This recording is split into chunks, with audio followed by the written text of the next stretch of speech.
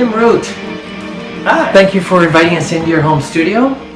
I was wondering if you would be up for giving us a concise history about how the TROOT project came to be, and maybe give some of the Tiny Orchestral Moments audience a sense of how you got involved and how you pulled it off.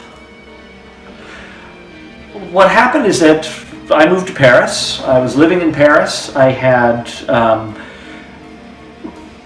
all of my habits and my ways of doing things as a composer, as a musician, got blown up because we got pulled across the continent, and somehow out of that sort of place of not knowing where I was, that unfounding, all this music arrived, and I spent about a year with rented piano, rented furniture, living in a house where we had basically none of our stuff, and wrote an album. And in the middle of that, while I was writing it, or towards the end of the project, I saw your posts about the first Tiny Orchestral Moments Seattle event. Mm-hmm.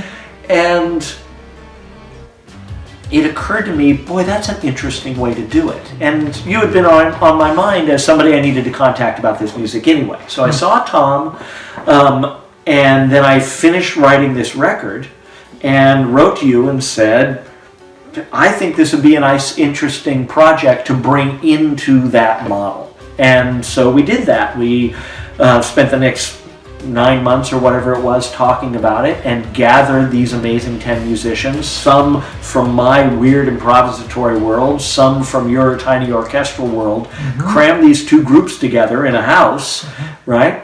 And out came music out came this version of the music that I had written a year and a half previous.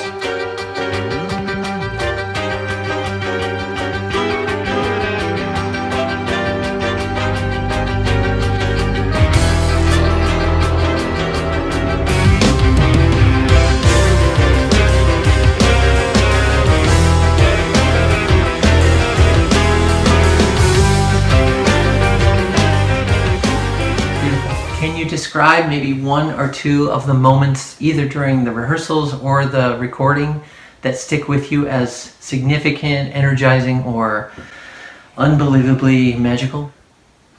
The first place my mind goes is Beth's vocal on Palisade, right? And the first time she tried that, and it was this, very polite question of, Tim, would you mind if I tried something over these chords at the end of this piece? Because we didn't know who was going to solo there, what we were going to do. It was just sort of this big open section.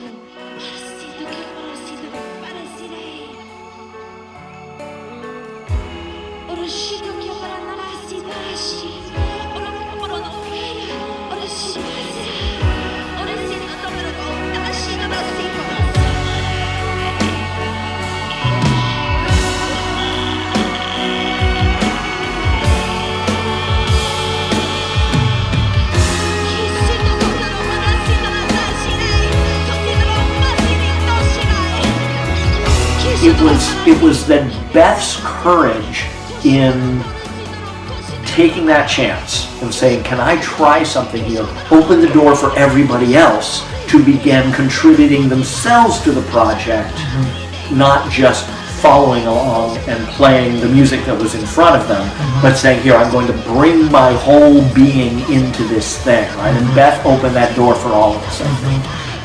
That, for me, is what the tiny orchestral model allows for. That if you are willing to take the chance and dive in and bring yourself to this music, there is a support there from the other players to let magic happen. Can you give us a sense of what your plans look like for 2019? 2019 we're still figuring out. It looks like we will be developing a full-blown show of the album with, I hope, many theatrical elements. Could be dance, could be projection. It's going in a whole bunch of different directions. We're figuring out funding for that. And then there's the question of where do we perform that? But there will be live performances. There will be some sort of a show One of the things that's important to me with this project is that TROOT not be 5 guys in leather jackets just banging out another 90-minute set of music, right? That's not what this band is. So there will be a thing. We're still figuring it out. And there will be another record. And finding the time to write that record and how to make it come into being also still needs to get figured out. But I'm certain that we know what the process is. I'm certain we know that the process involves exactly what Tiny Orchestral Moments does, bringing these people together in a certain kind of magical pressure cooker to let this stuff happen again. Beautiful. Timru, thank you for awesome glimpse of last year and some hope for next year. Appreciate your time and energy and look forward to taking this on into next year. Thank you. It's always a pleasure.